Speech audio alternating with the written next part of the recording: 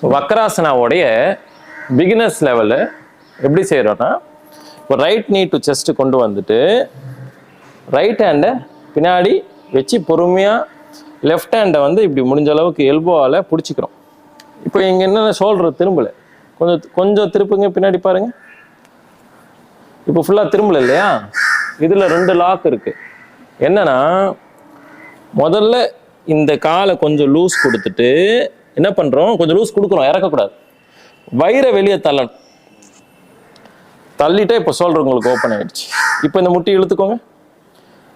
இப்போ பின்னாடி திரும்பிக்கணும். இந்த கை வந்து தூரமாக இருக்கக்கூடாது, அப்படி இருக்கக்கூடாது, ஸ்பைனுக்கு நேராக பின்னாடி வச்சுட்டா நிற்க முடியும். ஸோ வயிறை வெளியே தள்ளிட்டாக்கா எல்லாருக்கும் பிரிஞ்சிடும்.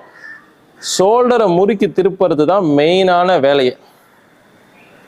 இது நல்லா வந்தால் மட்டும்தான் இந்த மாதிரி கையை வெளியே கொண்டு வர வச்சு போகணும்.